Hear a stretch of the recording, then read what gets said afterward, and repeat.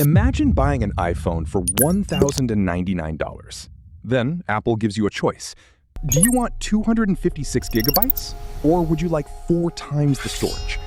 The second option costs $400 more. Same phone, same cameras, same processor, same screen.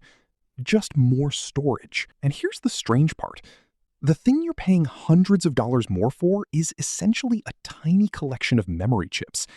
So why can a few extra chips turn a $1,099 phone into a $1,499 phone?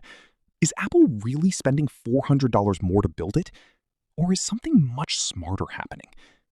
Because the real story isn't about storage, it's about pricing.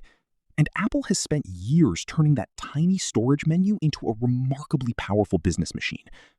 Let's look at the numbers. Apple's current iPhone 17 Pro starts at $1,099 with 256 gigabytes. Upgrade to 512 gigabytes, and the price becomes $1,299. Go all the way to 1 terabyte, and you're at $1,499. So the jump from 256 gigabytes to 1 terabyte costs you another $400. But here's where things get interesting. Apple doesn't publish the exact cost of the NAND storage inside an iPhone. So anyone telling you with absolute certainty that a specific iPhone storage upgrade costs Apple exactly a certain amount is guessing. But industry teardowns and semiconductor market data give us something very important. The physical memory isn't worth anything close to the retail upgrade price. And NAND is a mass-produced semiconductor. Its price moves with supply, demand, manufacturing capacity, and the wider memory market. Companies like TrendForce track NAND prices because they can change significantly as the market shifts. So Apple isn't simply saying, this chip costs us $400 more. It's doing something much more interesting. It's asking you a completely different question. How much is this extra storage worth to you? Think about walking into a restaurant. The restaurant doesn't need to make the most expensive meal incredibly expensive to make money. It needs to understand what customers are willing to pay. Apple works in a similar way. The storage options create different price levels. $1,099, $1,299, $1,499.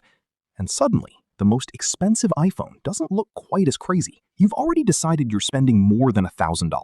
So the conversation changes from, should I buy this phone? To, should I spend another $200 for more storage?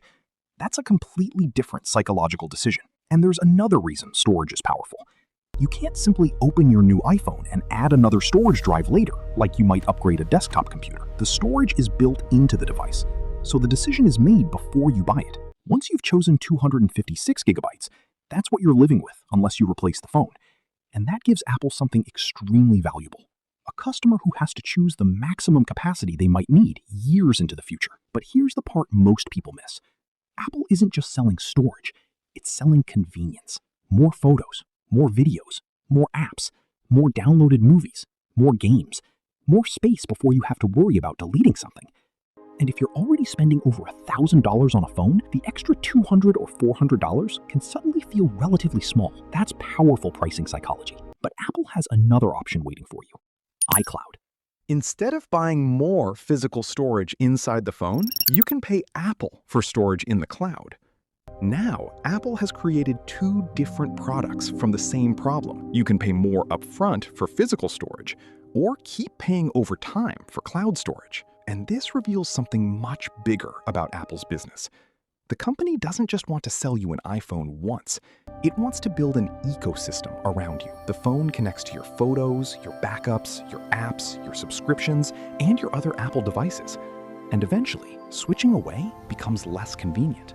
So is Apple making a huge profit on every gigabyte? Probably, but that's actually not the most interesting part. The real genius is that Apple doesn't have to convince you that storage is worth $400.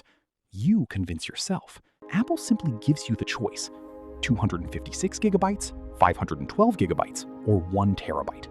And when the phone already costs $1,099, that extra upgrade can feel surprisingly reasonable. That's the real lesson. Apple isn't selling you gigabytes, it's selling you certainty. The certainty that you won't run out of space.